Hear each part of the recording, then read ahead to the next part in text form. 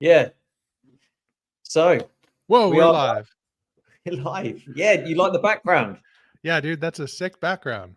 I got an upgrade. Oh, hang on. Let me just shut the window here. Oh dear. Oh dear. Everything's falling down. There we go. Yes. It's Christmas period, mate. I've got my Christmas cardi on special. Oh, nice. I think there's some sort of Christmas song going on here. Merry Christmas. Maybe I'll sing it later. I've Jingle even got bells, Batman smells. Robin laid an egg, something like that. Yes. Unfortunately, I haven't got the mulled wine on the go. I've got some Freedom beer. Hopefully that will help the people that need freedom. I'm hoping. But here we are at the live again, and we've got Dan from EV Tuners back again. Dan, thank you very much for joining. What's up, everybody? Heck yeah. Yeah, for sure. You know, we're talking about our favorite subject, right? Modified EVs. That's it. Oh, mate. Who doesn't like fast cars? Yeah, absolutely. Cars in general, generally speaking, but just so happens we just focus on the really quiet ones that are really quick. Really quick. But yeah, no, I just thought if anyone's not watched this stream before, so basically we've had a chat before. We've had 4 lives so far. One with Dan, one with Joe Sharp from Forever Cars. We've had who have we had out on so far? We've had a few guests on so far. Look back through the lives. We've had John with his EV converted Beetle. We've had some good. Hey Foxanne, thanks for joining in. Good, joined in on time today. Good to see you. Yeah, so if I kick it off, my name's Tim. I look after Chargeheads. Chargeheads is all about modified EVs, EV conversions, exciting electric cars. And I've got a few builds on the go, electric TVR, Tesla powered. I've got modified Tesla and a weird tricycle electric thing that we built out of used batteries and a few other things. So check out the channel for all those builds. And I go and see EV conversion companies and other things all focused around exciting electric cars. That's what I do. I also, in my 9 to 5, I sell DC fast chargers. So I live and breathe electric cars. Dan, can you give us a little kind of intro for everyone who's not seen you before to give you a bit of an overview of what you do? Yeah, for sure. I didn't know that about you selling DC fast chargers. That's pretty sick, man.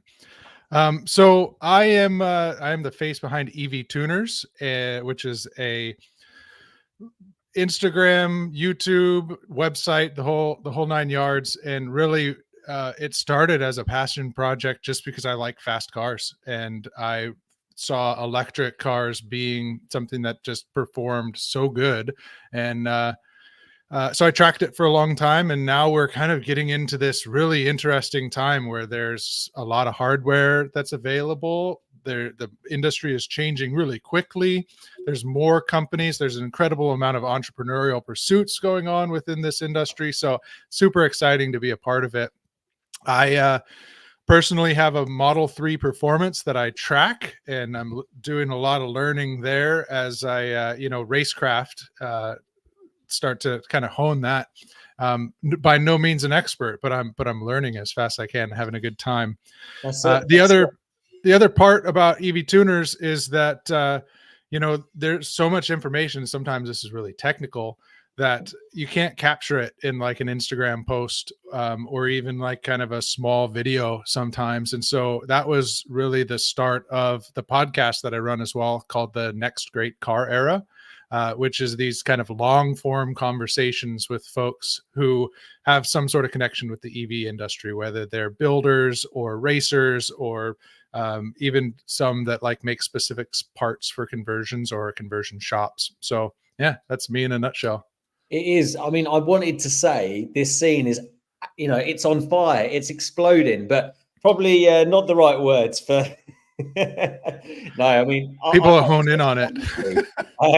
Because we know, the number of times that EVs set on fire or explode is so tiny compared to internal combustion cars. But obviously there's a few people out there, a few corporations, a few people in the background that might want to put a negative spin on electric cars for a number of reasons, whether that's, the oil companies, it might be eating into their profits a little bit at the moment. I don't know if anybody else has seen a few electric cars on the road recently. I mean, certainly where I am at the moment, Dan, on the roads at the moment, seeing multiple Teslas. Tesla Model Ys are literally everywhere. I parked up with my dad, went to the cinema last night to watch the new Napoleon film. And we took a ride in his ID3 because he's got a ID first edition. Yeah. It's he loves his electric car. He's had it 3 years, right, Dan? And he's done 10,000 miles and he's never charged it publicly. He's got to just get it over with so that it's not. He needs to break. He needs to, break his cherry. I think we need to take him. Maybe I should video that as like a first. That's a good idea, actually. Think about that one. I got to say that, like, there's a bit of a learning curve, but that's like everything. When I first got my Tesla, I looked like such a fool backing into a supercharger, like not really trusting the camera. And so I'd like do the camera and then like look in the rear view and look around and like roll down the window, check. And like, I'm going like, man, I just need to bite the bullet and understand I'm going to look ridiculous. And all the other Tesla owners are chuckling, I'm sure. And then you get used to it. And now it's like riding a bike. It's so easy. I think the first Tesla charger I came across, I couldn't get the plug out of the Tesla charger because I didn't press the button. And I had to get someone next to me to help me get it out. Ironically, that same day, I went to various other public chargers and they were either iced up, which for people who don't know what that means, it means there was a petrol diesel car parked in front of it, or the other one just wasn't working. But so far this year, I've seen so many, EV chargers going up, being with all the service stations. So it's really, really happening in the UK, which is great. But yeah, talking about and focusing on the EV modified scene. So Dan, tell me, what have you done with your Tesla Model 3 so far? You've been doing some track work. What have you done to make it more track capable, and what are the plans for it? Yeah. So I started the first time I went to the track totally stock. And that was just because I knew that the weakest part was me. I'm the idiot behind the wheel. And that, like, no matter how excited you are about racing, like, when you're actually doing it, there's a lot of skill there. And I had a lot to learn, and I am still learning a lot. But so literally the barrier to start going to, like, I don't know what in the UK, the different regional race groups, but in the US, there's really NASA and SCCA, National Auto Sport Association, is the one that was closest to me. Yeah. And it was high performance driving experience track day, and you just register and go drive what you have. So for me, I had a Tesla, and that was money well spent, and pretty cheap too, relative to any upgrades or anything. So that's one thing I would suggest to folks is, like, just get out. Don't think that you need to throw a bunch of parts at your car before you start flogging it on a track. Just go out and start having fun, and then you can build parts and go from there. I have heard that the front pads, and I can certainly agree with mine, because I've unfortunately got the poor man's Tesla Model 3, not the super poor man, but the long range. So it's not quite as exciting as the performance, but the brake pads are actually made of cheese, made of brie. Have you noticed that the pads, they kind of they suffer from brake fade quite a lot, or you've been not too bad on that front? No, they do. So I think it was my second track day is when I got heated them up enough that it just, and the fluid that comes with the Tesla is not very great. No. So it's not, I mean, it's a good daily fluid, sure, but like not a track fluid. So so I did stainless lines and upgraded fluid. That was like the first thing that I started throwing parts at it. Because I know that there's quite a few brake stoppers out there to stop the fluid bottle moving so much. That's supposed to make a bit of a difference, and obviously the pads. I did do that. Yeah, it's like a brace so that it gets rid of the firewall flex. And I noticed a little bit of a difference for sure. But I am still, because again, I'm trying to like drive past what my part can do before replacing it. So I still am actually on stock pads. Okay. But I have the fluid and the brake brace and the lines, stainless steel lines. Yeah. So that helps a lot. Yeah, I need to get mine on the track. I've not actually done that yet. Although mine's, it's got the I-back low suspension. It's got wheel spacers that aren't really going to help, but they just look better. And got the Mountain Pass Performance spherical bearings that's supposed to make a bit of a difference as well. So I'm looking out for a deal on I really want to get some Mountain Pass Performance comfort coilovers, because the roads in the UK, because this country is crumbling, the roads are really bad. They're not spending any money on the roads. There's potholes everywhere. It's really, really awful. So having something where you can adjust the height and also have a good quality suspension, because I've heard from Clive, who's going to be on next week, he is very much experienced in track work. He's got a Mitsubishi Evo 6, which is 800 brake horsepower, and it weighs about 1,300 kilograms. And he's done loads of modifications on his Model 3 Performance. All the suspension's been done. He's actually making his own 6-pot calipers and bigger rotors as well, because I think his plan was to do that as a time attack car. So we're going to have him on next week. I'd definitely suggest into modifying their EV for track, not for visuals. Clive, as I'm sure everyone will see, he is very much on, it's all about purpose. It's function over form, 100%. I like to get a bit of a mix myself, because I want it to stand out a little bit. Hence why I've got slightly different wheel caps on it, white, just to stand out a bit, and a few other little bits. But yeah, no, I don't know if I told you, I invested in something. It's sat right here. It's yeah. You know what that means? Yes, that means it's time for some fun. If you don't know Nginx, that is a way of updating the performance on your Tesla Model 3 long range to the same power as a boosted Tesla Model 3, which you pay about 1,500 quid for. And it also gives you a few other modes, like drift mode, and you can heat up the batteries, and there's a few other things, like you can change the regen. I've got cold feet, Dan. I've got cold feet, because I did see someone put in one of the forums recently, the modified Tesla forum, that someone cooked their battery by having that and just like abusing it. So I've started to get a bit of cold feet on it, to be honest. I'm not sure.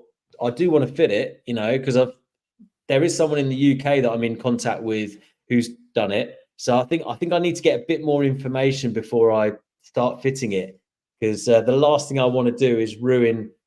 It's still an expensive car. I mean, my car in the UK is worth probably sort of circa 20 grand. So it's a lot of money. If the battery goes wrong, it could be one of the first Teslas to get the battery fixed under warranty. Or if for example it's not under warranty, then I might have to go to a different business to get that fixed. So it is a worry. Have you heard anything on that front? If not, you need to keep your ear to the ground for me, Dan, if you can. I've only heard rumors of people who had good luck with it, but I personally have learned to be very cautious on any car that's my daily or primary car. And that's from back when I had a 99 Mitsubishi Eclipse. I don't know if you guys got those over there, but it was we know the Fast and Furious car. Fast and Furious 1, right? And 2. That's right. So it was one. The 2 was actually the third gen, which was not as actually good of a platform. Right.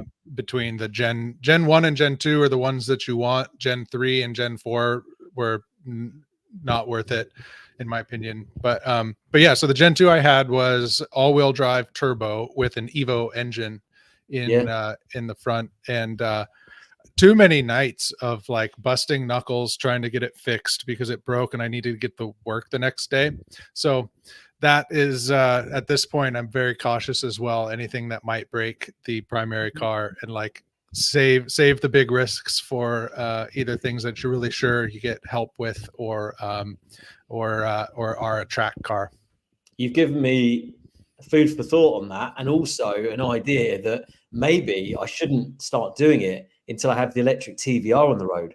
So if it does go completely Pete Tong, do you have that saying in US? Pete Tong? No. So it's a DJ. There's a DJ in the UK called Pete Tong. Okay. And it's all gone wrong, Pete Tong. So if it goes wrong, if it goes wrong like Pete Tong, then yeah, at least I've got a backup electric car. Who would think that an electric TVR would be able to save the day? But yeah, maybe I should do that and wait for it. But there's your YouTube thumbnail. It's all gone Pete Tong. Absolutely. There TVR is actually, saves the day. yeah, the reliable one. There's actually a film. Have you ever heard of Dennis Pennis before? No. He's a UK. He's been in a few films. In fact, he's been in a film called "It's All Gone Pete Tong," and he was amazing. He's one of these annoying presenters that used to go up to people like Tom Hanks, Tom Cruise at film festivals, and used to ask them really awkward questions. Like, oh yeah, come on, have a word. It's like, yeah. So and just ask him like something random and really upset people. Totally. He's brilliant. He's really, really good. All right, I'm gonna look him up. Dennis Pennis, yeah. So that's what I've got going on with the Tesla at the moment. I'm kind of cold feet. Yeah. Oh, is it someone doing the lawn in the background there, Dan? Can you hear that? Yeah, just a little bit. Yeah, it sounded like someone was grinding something. There's a blower outside. Oh, mate. But surely the leaves have already fallen. There's still a few. Randoms. What's happening? Is it better now? Yeah, that's fine, mate. All right. What's happening with the Tesla then? What's the next? What are the next? There's more. I didn't even get modifications you want to do, and what are the other modifications? You know, what's the list? What's the kind of ideal list of things you want to do to make it your ideal car? So fast forward from what we were just talking about, and I had started replacing the brake fluid and things like that, to a full year of tracking it, and totally got hit by the bug. I've now done basically full suspension. So I have Mountain Pass sports coilovers. I did the upper control arms, lower control arms, the toe arms, trailing. You've done that already? You've done that already. Solid front bushings. Hey, that's solid. Is all done. It's lowered. I also, there's a company that I started working with. It's called Meyer EV. But Meyer Mustang is like a really well-known brand that has been working in the Ford Mustang space for a long time. Charles Meyer. M-A-I-E-R.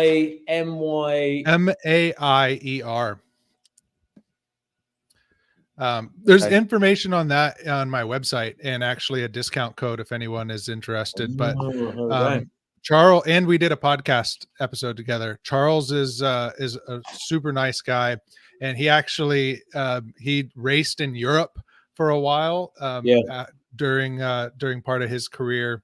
But anyway, so he's taken the family business that was Meyer Mustangs and spun off an EV component, and so makes track effective body kits for the Tesla. So I now, in addition to all of the suspension, I have a front lip and a rear spoiler, as well as side skirts on the car. So I call that and a full PPF. So I call that like phase one. I saw it. It would look pretty standard. Now you're literally smashing it. I need to see some pictures.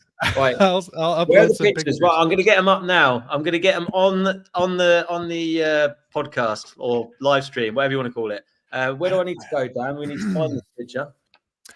Let's see. Do I have any on Instagram? I've been a little bit behind on posting some pictures. We need to find it. We need to find it. So the thumbnail on Instagram with that's the top 5 differences between Model Y and Model 3. Let's see if I can find it. No, it's not obvious. It's not obvious. Right, you need to share this. You definitely need to share this. That's really cool that you've got all the mountain pass performance stuff, because I think a lot of people in the UK, they don't realize that, mountain pass performance, I realized straight away because Clive is a massive advocate. I think Clive does e-racing with who's the guy that owns the company? Sasha, yeah. He does e-racing with Sasha, Clive does. So although he's got KW suspension, which he got from Germany, all the rest of his stuff is mountain pass performance. So I'm always a big advocate for them, because they've got some great stuff. Ideally, I want to try and find some used parts, because the whole concept of modifying rusty Tesla would to use used parts to bring the CO2 emissions down and stuff. But another phrase that things go wrong, especially with cars, is it's all gone a bit hub nut. I've never heard that. I've never heard that. Foxanne's Follies. I'm not sure about that. I'm not sure. I'm not convinced. But yeah, it's they've got some great stuff. But I would love to see some pictures. You need to do a video on that. You definitely need to do a video on that. That's why I haven't posted many pictures of it, because that's in my backlog, is to do a good video and walk through that whole phase 1 is what I'm calling it, is the phase 1 build. And like phase 1 and 2 and 3 to me, Dan. Sounds like phase 2 is what I'm looking at next. And what's phase 2 then? Phase 2 is going to be upgraded brakes, like start with pads, but then I also want to get actual upgraded rotors and calipers. And then I'm going to get a dedicated track rims. So right now I got new rims, but I chose the same size as stock for the ability to have similar driving dynamics during, commuting and things like that. If you go to like 11-inch tires, wheels for dailying, it's going to kill your range. Clive is more expensive. Clive has bought the 10-inch mountain pass performance wheels.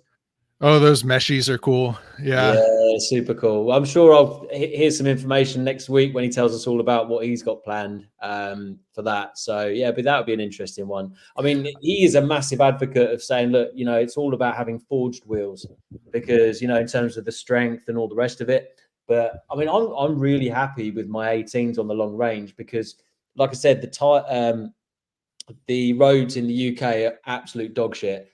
And there's no way. The IBAC suspension's quite firm. Even if I went to coilovers, or when I go coilovers, I think I'll stay with them, because maybe it's my age, but because I use it a lot. I do a lot of miles. I've done nearly 25,000 miles in a year in it this year. Wow. Yeah, that's a lot. Yeah, well, it's done 91,000 miles now, and she's going strong. So I don't want to ruin that small level of comfort that I still have, but I think I would be tempted to go, if I had to, like, going maybe 19s, but 20s. I'm not sure, because obviously you lose a bit on acceleration as well. Well, heavier wheels. Let's dig into that a little bit. So what I did is, so of course Model 3 Performance comes with 20s, and I wanted smaller wheels for cheaper tires at the track, and also a little bit more sidewall. Because infrastructure's crumbling everywhere, man. So like potholes, like you end up getting bubbles in tires, and the stock Tesla set is kind of risky. So I went with 19s, but then upped the sidewall on the tires, so the rotating dimensions are exactly the same. Yeah, sure. I say exactly. If you calculate it out, it's like 2 or 3 revolutions per mile difference. So negligible. So that I liked that because it gave me a good A and B comparison to be like, am I really losing range by changing the tires or any sort of differences that you might have from the stock tires? I also shed about 20 pounds, even though these are they're cast, not cast, they're flow formed, right? But so they're not forged, but they're still lighter than the stock Teslas. So they're heavy wheels. That's been successful. Yeah, 19s instead of 20s, but then a little bit more sidewall to make up for it, and it's been a great combo for me. What tires are you running on the track? The stock Pirellis that came with it. I just bought the same type of tire again because I wanted to do A/B comparison. But now for phase 2, when I look at getting a dedicated track set, I'm going to get either like 10.5 or 11-inch wide rims, which will allow me to put like a 295 or even a 305 tire on it. And I'm going to start testing out some Falcons. Okay, Falcons. Yeah, I mean, I'm running the standard Michelin Pilot 4S's is what they have them standard here. But because you've done quite a few suspension bits now, what do you think was the best value suspension part that you did on the Tesla? As far as track times, or as far as like comfort, overall feel and everything, we're like, do you know what? I'm glad I spent the money on that. Yeah. It's what I think made the biggest difference overall, especially on the track, was running more camber. But to get there is more complicated because dropping it, you get some camber, but then the front upper control arms and the rear camber arms are what allow you to dial that in. But that made such a big difference. Other than but that isn't one part, so it's kind of cheating in answering your question. So I'll say the solid bushings. If one part that totally changes the way that it feels is those front solid bushings. The spherical bearing ones, or okay, no, it's interesting. It's interesting because I'm trying not to spend money on the Tesla at the moment to finish off the electric TVR build. But yeah, it is quite tricky. I did see another set of wheels, so another set of 18s with tires on. It was like 500 quid, which was actually a really good deal. It's a good deal. Have I told you I've got a Toyota Alphard camper van? No. It's like a JDM, like 8 people. They use them in China and Japan a lot. That's so cool. It's a 3-liter V6 petrol automatic. So it's not very electric, but you could argue that I haven't been on a plane for a long time, so we go holidaying in that. So slightly better than the old jet fuel, from an environmental point of view, if someone's going to argue. But it's got 19-inch TRD alloys on it, which I managed to find off eBay, in keeping with the Toyota, and I saw an Alphard with some Tesla Model 3 alloys with the caps on the other day, and I was like, that looks the nuts. So I was thinking, so I was thinking about getting the extra wheels to do a bit of drifting with. And then I thought, well, once I'm done with them, I'm going to take the TRD wheels off, sell them, and I'm going to put the Tesla wheels on the Toyota Alphard. And I've got a Tesla badge on, which is left over from my Tesla because I took it off the front bonnet. And I'm going to take the Toyota badge off and put the Tesla badge on the back. Yeah. That's going to be cool. It's going to be, you hear about, people changing their gender. So my Toyota is going to be, it's going to identify as a Tesla. So that's the way I thought, the way that things are going. I thought, you know what, my Toyota thinks it's Tesla. I'm going to have to hide the. It's not hurting anyone. Just let it be a Tesla. Absolutely. No other Toyotas were harmed with the creation of this Tesla. They did the on Top Gear. Did you watch it where they did the toy boater? The toy boater. Yeah. That's right. Yeah. So I'm just thinking maybe I'll have to make up something there. I need to do something with the exhaust though. because there's this shiny thing that chucks out fumes out the back, which isn't really in keeping with the Tesla. So there we go. But in terms of my Tesla, hashtag rusty Tesla, what the plan is with that is upgrade the coilover, change the suspension to coilovers, and do the boost, the Engine X boost, give it more performance, and upgrade the pads. I might upgrade the discs as well, but other than that, I don't think I'm going to mess with it too much. I really want to put a rear screen. On the new shape Tesla Model 3, it's got the rear screen in the. Yeah. I need that in my life.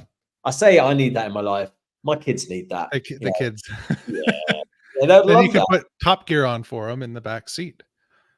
They're not really into cars. It'll probably be like Grace will probably be some sort of TikTok thing, and then Monica will be something to do with singing. So as long as they're happy, Yeah. And then so the long journey's okay after that. But yeah, that's the plan for the Tesla at the moment. Although that sounds really cool. Yeah, there's a few because she's got a few battle scars.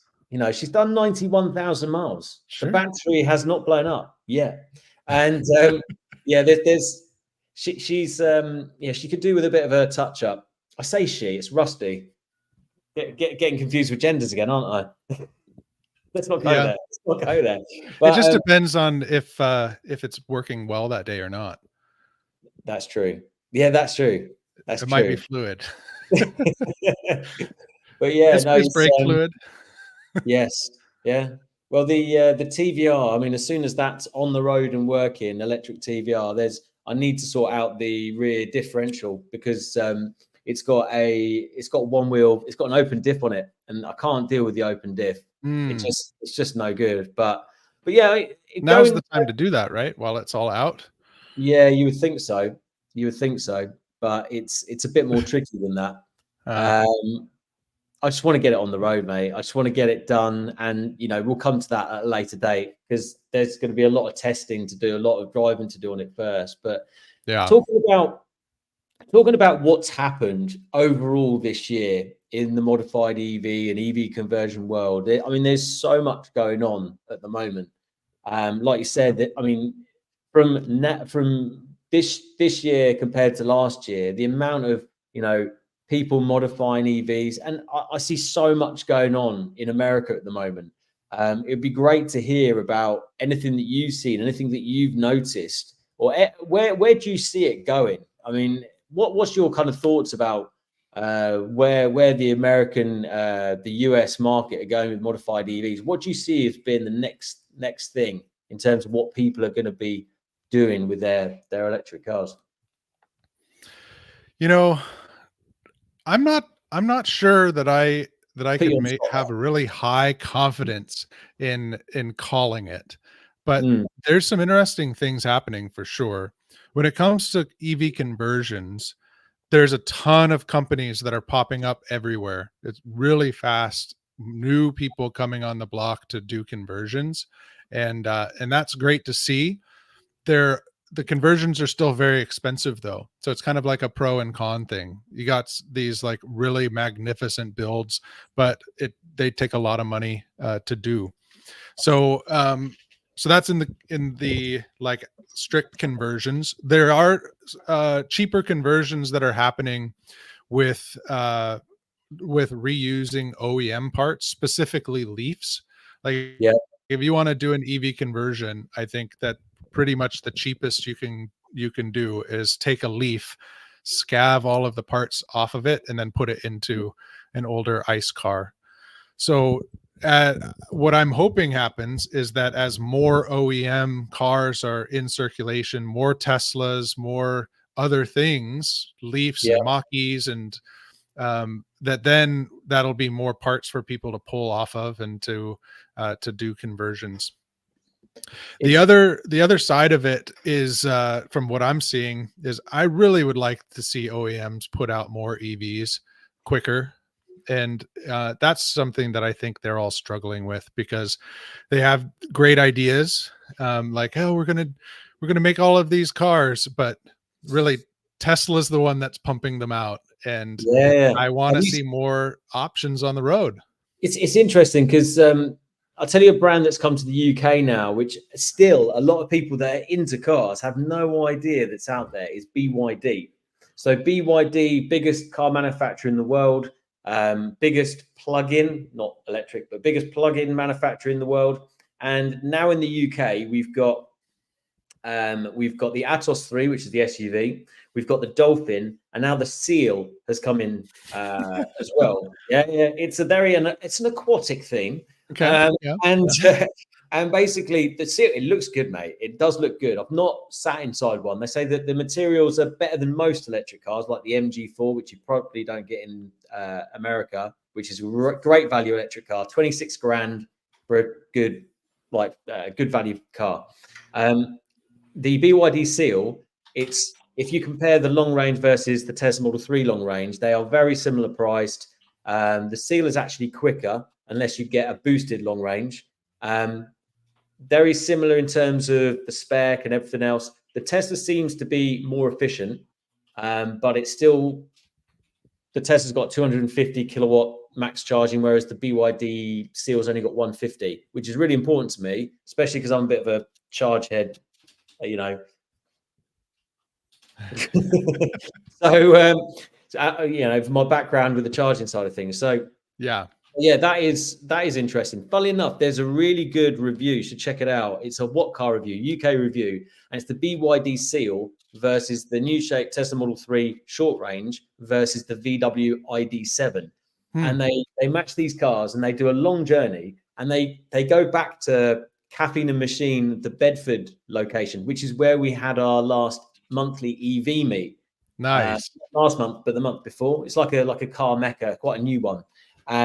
And the Tesla wiped the floor. Not only was it half the price with this long journey that they did, they much preferred the car. So that was really, really good to see. But so BYD, there are a lot of electric cars in the UK coming to market, and more Chinese brands for sure. Obviously, it'd be interesting to see what comes in America. Have you got BYD there yet? No, not yet. Really? Interesting. Okay. Yeah. I think that, I see news articles and stuff about them. And I think that from an investment standpoint, people are watching it, but I am not aware of them actually being sold here yet. Right. Yeah, they are coming, mate. Definitely. It's, a lot of people have used this analogy that, it's a bit like when the Japanese, I'm not going to say invaded Pearl Harbor.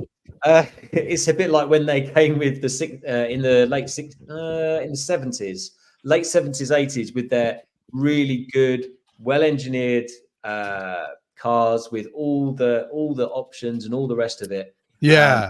It's that kind of analogy, isn't it? So yeah, it's a similar sort of thing, but with a lot, yes, there's globalization after COVID. Everybody wants to, and I know America are doing it in spades at the moment. The fact that promoting American-made cars and everything, because the supply chain got completely ruined with the chip shortage and everything else.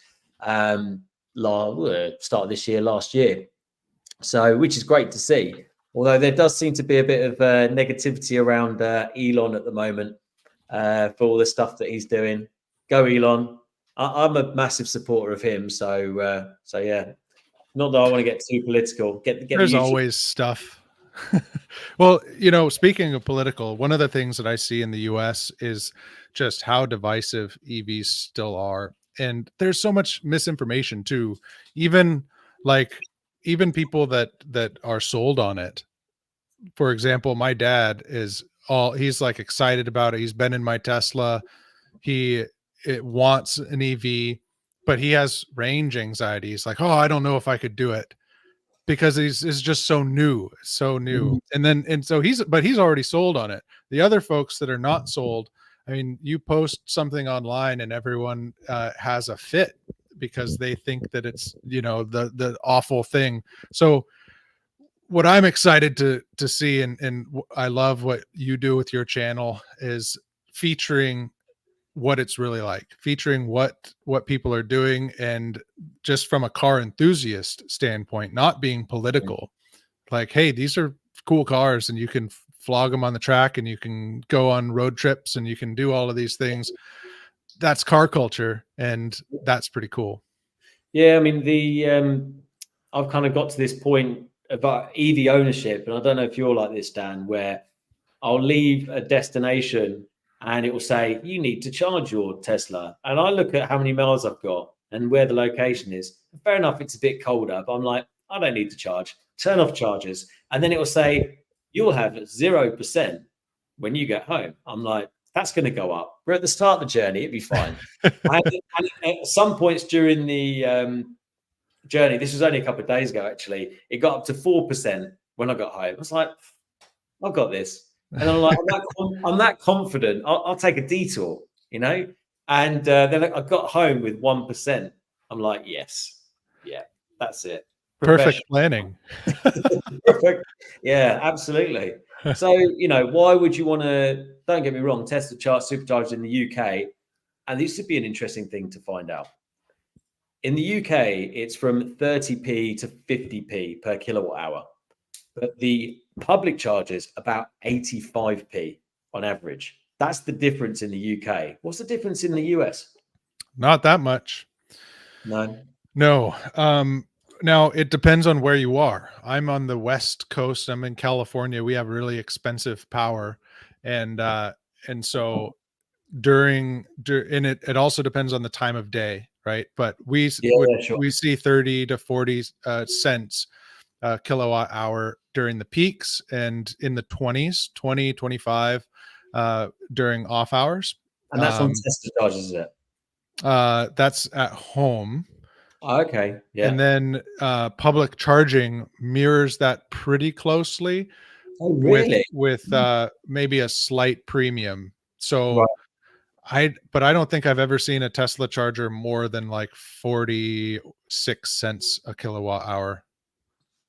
Have you ever charged at any other non-Tesla chargers before?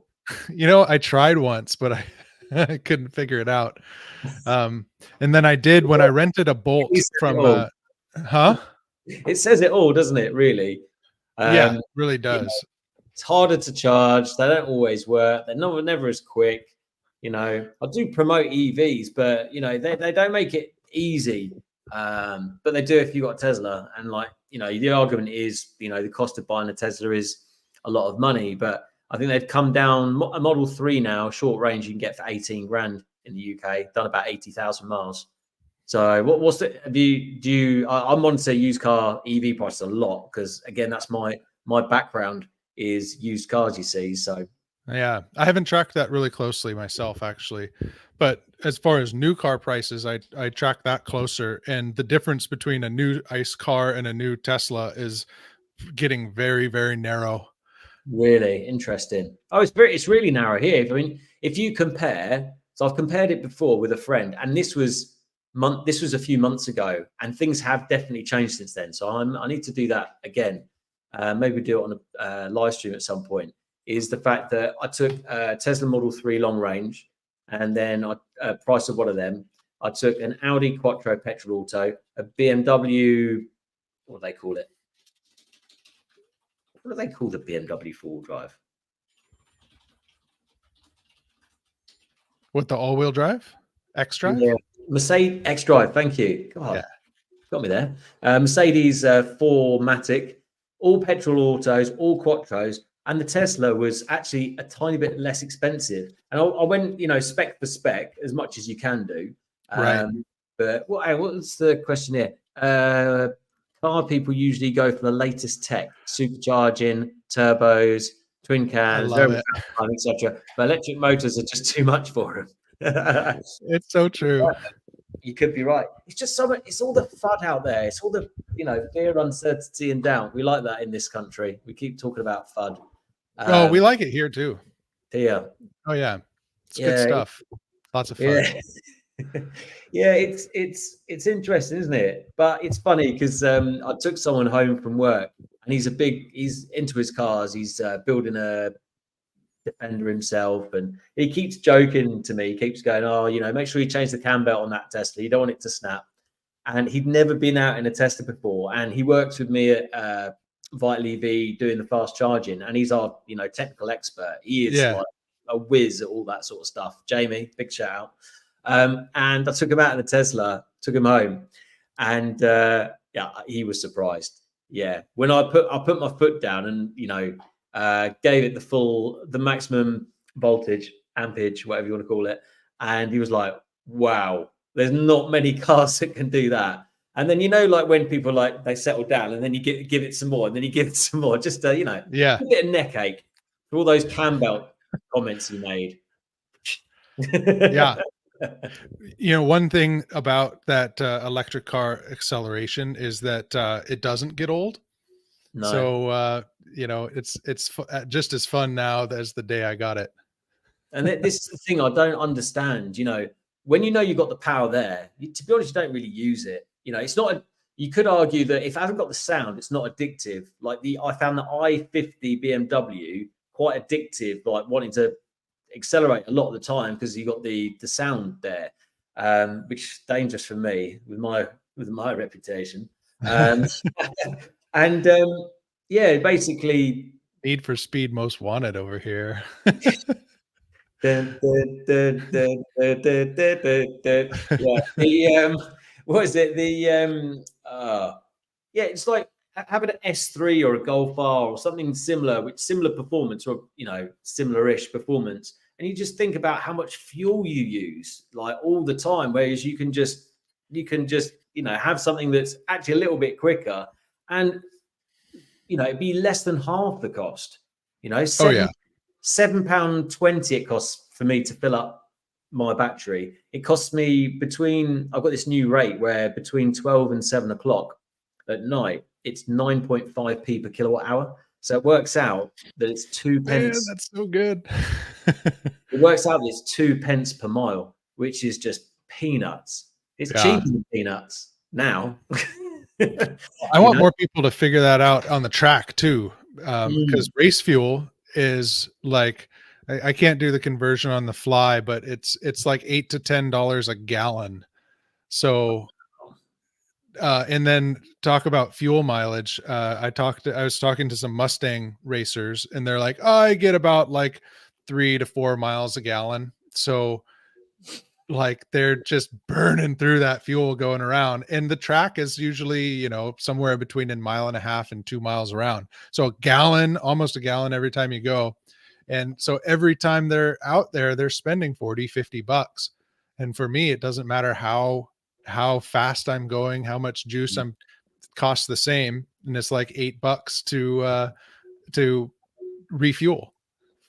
Yeah. Well, obviously, you know, fuel is cheaper in the US, but I think we're quite lucky in the UK, whereas you can use just normal fuel on a track. You know, so a lot of people put in V-Power, which is essentially super unleaded from Shell, because they've watered down our unleaded with ethanol to make it more environmentally friendly. But essentially, that, you know, there's all our fuels like that. Well, there's conspiracy theories now that it's trying to kill off the older cars because the ethanol is not as good for the engines, and obviously for much older cars, it makes the fuel lines perish more. So what I try and do on our older dirty, smelly things is put a bit of super unleaded once in a while, just to make sure it's not completely killing it. But to answer Foxanne Folly's question, who's your provider for the EV tariff? I'm with Eon Drive, or Eon, and it's Eon Drive. Although Octopus, I know, are 7.5p, but the time frame is a little bit shorter than 12 till 7, I believe. But then after that, I pay 30p per kilowatt hour, which is all right, I suppose. But yeah, it's all about keeping those costs down, so you spend it more on modified bits, right? That's right. That's right. It's got to be done. Got to be done. So, yeah, there we go. Can I have some feedback from the people that are live right now? Do you prefer this view or this view? Do you want us to be far away? Is that better? Because I need some feedback, people, because I'm still getting used to this live stream malarkey. So yeah, whack it in the comments if you're watching live. Do you prefer 1 or 2? It's a bit like being at the opticians. I was fine. Is this one? I like this one. I can see you better. Yeah, I can see you better as well. And then if you zoom out, then I have to talk like this. Right? So there we go. Just yeah, accurate. we all prefer close up as well. Yeah, so I have to just make sure I wash my face. I haven't got any chocolate left on it or anything. It is the holidays. Yeah, a bit of Christmas pudding or mince pie. You have mince pies in the US? You can't buy them super often, but people make them. Okay. Yeah, it's a bit of a staple at Christmas time, the old mince pie selections. It's not beef mince for any Americans watching or anyone, it's like a fruit mix. The little chop, and it's like some of it is like bright colors, right? Sounds like got some E numbers in your one. Maybe. Yeah. Don't know what you're eating these days, tell you. So I have to go back to a carnivore diet. I've been watching too much Joe Rogan recently. Keeping off all the carbs, all the rice, all the pasta, all the bread. Yeah, but there we go. Well, this isn't EV related, but I like to take a measured approach to diet. I like to eat as clean as possible, good meat. We have garden, all of that stuff. But then also, you need to stress your body out. Just like a car, you need to drive it fast sometimes to blow out the cobweb. So, I need to eat some bacon to keep my arteries lubricated, and you need some fast food with all of the chemicals so that your body knows how to deal with that, right? So occasionally you just got to go all in on some nasty junk food just to make sure you can still do it. What's your nitrous?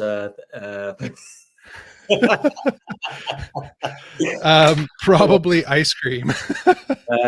Yeah, ice cream. Yeah. I think Jaeger bombs probably my nitrous. Ooh, rock stars. You guys get rock stars over there? Oh, rock stars. Energy drink? Yeah. I don't really drink that stuff. The only one that I drink, because I know how bad it is what's it called? Relentless. I haven't seen that one. I tell you what, the clue is in the name. You literally get a buzz from that drink. It's just like, woo! Bit of Rick in that one. Jesus, yeah, it proper gets you going. But there we go. Yeah, back on modified EVs. Where were we? We were talking about. Were you going to tell me when you're going to take the Tesla on the track, even just for like a low stakes track day? Like high performance experience or open drift day or something? See, I've never been massively into track work. I've always been more of a drifter, I've done track work and I've not been very good, if I'm being honest, because I know my mates, I've got some really good, a lot of my good mates are really good on the track, and they run circles around me, I get the concept of how it works, but I'm quite impatient. I quite like it. I just love drifting. Drifting is just great. Yeah, love it. Absolutely love it. So that's my kind of thing. So realistically, if it's any track work, it's going to be drifting. Coffee and cognac. I've had. We used to have Red Bull and cognac. Red Bull and Courvoisier, Napoleon's drink. That's a bit of rocket fuel right there. It's not recommended. It's not recommended. It's been the bad old days. But yeah, I think it's probably going to be drifting. Whether that's with the TVR. Do I really want to be drifting my EV conversion? Probably not. A bit. No, probably do. Yeah. I'll tell you what. I'll tell you what we were talking about. You were talking about the EV conversion side of things. Yeah, hill climbing. That's a good shout. You were talking about leaf motors in now something that if you check out Silent Classics Jack, and he's going to be on the Late Break Show soon, which is a great UK channel for EV stuff, petrol stuff, everything. Johnny Smith, great presenter. It's going to be on there soon. I'm gutted that I was supposed to go and see Jack, but I've just been busy. He lives a bit far away, and I've just been a bit shit, to be honest. But I'm glad that Johnny's got footage of Jack's 240Z and what they do and what he's done, and a lot of people seem to be doing, including another guy called Jamie Jones who's doing it on a BMW, is using a Lexus hybrid gearbox. Have you heard about this? I've heard people talk about the Toyota hybrid gearboxes, but I haven't really looked into what they're doing yet. Yeah, so maybe now is the moment I find out. Yeah, well, Well, I'm sure a certain person on live will probably be able to do it a bit more accurately than I can. But as I understand it, the Lexus hybrid gearbox, the 350h and the 450h, those two, I think, they've got a really powerful electric motor in them. So I think it's like a 220 kilowatt motor. Yeah, it does have a motor built in. Thanks, Paul. Yeah, so it does have a motor built in. So, you know, bearing in mind a Nissan Leaf motor, great motor.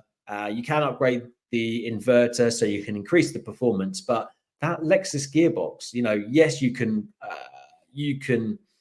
control it with open inverter controller. So an open inverter controller, funnily enough, I've got one right next to me there because I'm selling it for a Tesla small drive unit build. If anyone's interested, drop me a message on the socials, what have you. But it's essentially a way of, and if you go on the open inverter forum, it will tell you there how to operate it, how to set it up.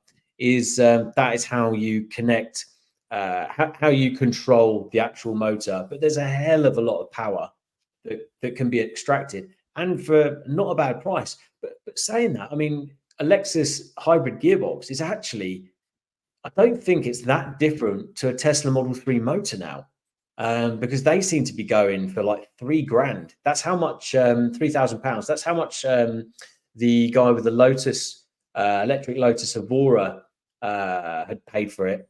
That's in a video a couple of videos ago, if anybody wants to watch it. Tesla swap Lotus Evora. He said he spent like $3,000 on a motor. I mean, that seems really good.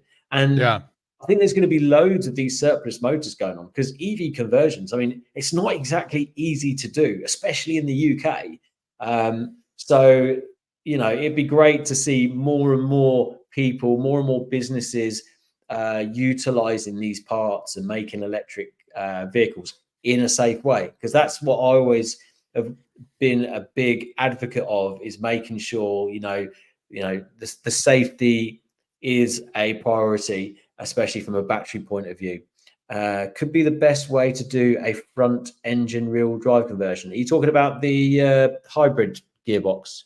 I think you are, because that's what Paul's just mentioned there. So yeah, if you've got a single gearbox, I think so. I'm pretty sure it is. Okay. A single gear. I don't think it's got. I don't know what the. I don't know if it's a 2-to-1 gearbox ratio on it or something like that. I don't know. It's getting a bit technical for me. Dan. Interesting. Yeah, I'd like to learn more about it and get really into it. It's just it's finding the time with everything else at the moment. So there's a guy, Jamie Jones. It's quite a basic YouTube videos that he does, but he converted a Volkswagen Beetle to electric for about, I think it's about £2,500. Oh, that's a good deal. Yeah. Yeah. I mean, he obviously got all the used parts and he did it all himself, and he's looking to do the same thing. It's on I think it's an E46 BMW estate. Okay.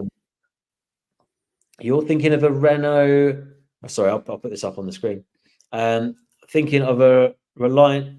Yes, for the Lexus. Yeah, that would be good. You've got too many cars already, Paul. So that Fox Sounds Folly. So Paul has got, well, you got 2 Lotus Excels, a Lotus Esprit. He's got lots of EV. He hasn't got the time to build another one. You need to focus on these, Paul. Come on now. I told you this. So yeah, it's one of those things. I mean, there's so many parts available, used parts that we can repurpose. It's just having people like, you know, whether it's the open source inverter lot, Felton, AEM, all these companies, they need to start putting out this ways of making it easier to connect them. The UK needs better regulations around EVs and an easier way to register them and something to follow, some guidelines. Whereas in America, as you probably know, it's a lot easier to do these conversions. Oh, sorry. I think I am. Sorry, Fox Sound Follies. I am mixed up with someone else. Apologies. So we are mixing it up a little bit with. That's a good problem to have. Yeah. Everyone does have too many cars. Yes, but But yeah, there are all these parts. We just need more ways of putting them all together. Yeah. Yeah. So after the TVR is done and you're ready to start on your next conversion, what do you want to do? Okay, so this is a very interesting question, Dan. Very interesting. Mm. Because if the only way that I'd be able to afford it is if I do my own conversion and do used parts, which would be the obvious route. Because do I really want to sell the TVR after 2.5 years of pain and X amount No, you of got money? to drive it. Well, absolutely. But if someone were to offer me a value where I thought, you know what, I'd be stupid not to, I would potentially sell it. So I'm not gonna leave anything off the table. Okay. But what I've thought about is I feel like I've been a bit selfish, even more than usual. Because I've got a 2-seater and I've got 4 people in my family. And I'm thinking, do you know what? I should have done like a car that I could get the whole family in, Yeah. Whether they'd want to go in it is another story. But so I've been playing around with the idea of a Corvair. Okay. And also a Toyota Hilux Surf. Interesting. So one Hilux would be better for camping and road trips as well, right? Yeah, I think the Corvair would just be flipping cool. It'd be so cool. But the Hilux, I think that would have, dare I say it could be more of a like an Armageddon vehicle. If I got the solar, got the battery storage, what would be the perfect car to go with that? It would be an electric Hilux, wouldn't it? Let's be honest.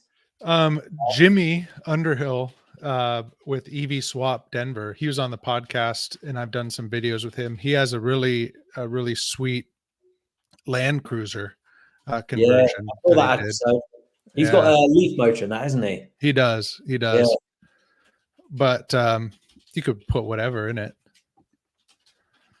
Corvair, probably the best one that I've seen so far that is completed is Electrovair. Gregory Corder built that. He and his wife, they run Wrenchology and excellent builders and really big in the community over here. So that Electrovair is on YouTube and Instagram, and they got some good pictures of it. I was told that they actually did do an electric Corvair from factory. Yeah, in the 50s. That's mental. Yeah, there's some pretty interesting pictures of like the old like chunky batteries, and in the 50s there it worked, and then they went a totally opposite way with it. So for those that are building the Corvairs now, it's almost like going back to the roots. Yeah, but yeah, it just seems to me, because I've had so much trouble, once burnt, once bitten, twice shy, and all that. I've had so much of an issue with the TVR in terms of space. So what cars have got a load of space? American cars, right? Going for a vehicle where the engine, especially at the back, but the engine is at the back, a rear wheel drive and a rear engine vehicle. And the Corvair seemed to be like a really obvious vehicle. But obviously there are issues with that particular car because it is an old car. So getting any parts for that and modified parts is a bit of an issue. So yeah, I mean, I love the Hilux idea, just for the simple fact that it would probably just do anything. And they're just so well known for being tough, loads of space. VW Type 3, yeah, that would work too. But yeah, that's one thing. What about yourself? We spoke about this last time, didn't we, Dan? We might have touched on it. Yeah. Part of me really wants to do a classic or older truck. I think that would be cool and would be simple. I do a lot of outside work and camping and outside recreation, so I need a truck. I don't have one right now. But at the same time, there's a part of me that's like, I should just buy an electric truck that's new, because if I'm going in the middle of nowhere, I don't want something to break. And what I really would love to see is, I'm a huge fan, I know you are too, of like the 90s JDM. And so I'd love to see it do a conversion of something like that. So we'll see what the future holds. Yeah, I must admit, the Cybertruck it's epic, isn't it? That thing. Yeah, I haven't seen one in person yet, though. I'm excited to. Yeah, it's an interesting thing here from Dave Rainbow. I think the more EVs come onto the market, the more likely people are going to do body swaps onto the skateboard. Have you seen the cut and shut Model 3 SL? Yeah, is the Model 3 SL. I think that was from a while ago, I think. Yeah, It's obviously like a gold SL, right? Yeah, I mean, you're talking about the skateboard platform there, Dave. Well, I recently went to go and see Sebring Works, and they've got a skateboard platform with a Model 3 motor, which is helped design with Felton EV, and they've got DC DC charger input on that as well. So I think, yeah, I mean, a skateboard it does make complete sense. And it reduces the labor issues with finding spaces for batteries and all the rest of it. The only negative I can see with that, other than trying to get that body onto the skateboard, which sounds like the easier thing really, compared to actually doing the conversion, a tricky one like a TVR, for example, is the fact that all of the cars will be exactly the same. They'll be all which is kind of cool, but none of them would have their own kind of uniqueness about them. The argument is the electric TVR I'm building will be a bag of shit to drive, but it'll be a bag of shit with character. Whereas all the skateboard platform EVs, they'll all be really nice. There'll be lovely suspension, all the rest of it. Just a bit too perfect. I like a bit of a dog to drive. I like something to keep me on my toes. I don't know, man. I think just give people a chance and they'll start tweaking it. Because that was what people said about Teslas. It's like, oh, they're all the same. There's no soul. And now, like, my Tesla is one of one, and your Tesla is one of one, and you have chips like the Engine X. You can start getting in there and messing with the software. I have faith in the community that will find a way to take a skateboard and make it faster or more temperamental. Well, the Sebring Works platform, straight away I spoke to Chris at Felton. I said, is there a way of tuning that motor? And he's like, yeah, it's really quick anyway. I was like, but we can make it quicker. So I think it's KSL. KSL. I'll tell you what, let's see if we can find it, because I'm interested to see. So KSL, is KSL the name of the company? Let's see if I can find it on here. KSL Mercedes. I need someone in the background to do this for me. Yeah, that'd be really good. I'm trying to think. I was at SEMA and it's not ringing a bell. Hang on. So I'm going to share the screen. I'm going to present. So let's share away. There we go. Work with me. Come on now. Right, we're just going to go into weird mode for a second. Whee! There we go. Is it one of these? Is this what we are talking about? KSL Mercedes SEMA. So I'll put Tesla in there as well. So the white and blue one. Yeah. That thing was sick. Okay. Yeah. So that right. SL. Did you get any videos? Oh, excuse me. Trying to get over the M&Ms had to get their fair shot. No advertising on this channel. Tesla swap Gullwing. Yeah, I got some walk around clips of it. I didn't do a deep dive into the car, but I did get some walk around clips. That does look pretty sexy, that thing. I mean, a Gullwing Mercedes. Look at the Tesla badge at the front there. Yeah. Once whack that on. That does look super cool. But yeah, I mean, look, you've got the Tesla coupe thing. I mean, how sick is that? Have you been watching what he's been doing with that? Not that one, no. No? There's a Tesla, like he's made his own coupe. Cool. There's so much happening. It's hard to keep track of it all. Absolutely. Ooh, come off that. There we go. Back in the room. It's a rabbit hole. Oh yeah, absolutely, absolutely. No, thanks for sharing that, Dave. Good man. If you are a Dave and not a Davetta. So yeah, it's exciting times, and I think maybe we'll come back in a couple of months, Dan, and we'll talk again, because I'm sure the start of next year is going to be buzzing. Yeah, we've probably done the hour and a bit more now, so I don't know if you need to get back to anything, because it's during the day where you are. But, yeah, I got a hop. No worries. Well, next week, everyone, we've got Clive on, and he is massive modified cars in general, and he's got an amazing modified EV like Dan. So we're going to talk about modified EVs again. That's what we like here.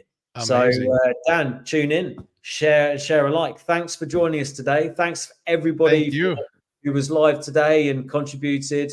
And yeah, it was 9 o'clock today, but it will be back to 8 o'clock Thursdays. If there's any delay, or if we're missing a week or what have you, I will update on the socials, but it should be constant now, 8 o'clock every Thursday, UK time. Dan, thanks once again, buddy. Thanks for joining in. Thank you. Yeah, get some pictures of that Tesla on, buddy. I want to share those. I will. I'll be posting it. So keep an eye out. Cool. All right, dude. Nice one. Be good. Bye all. Take care, mate.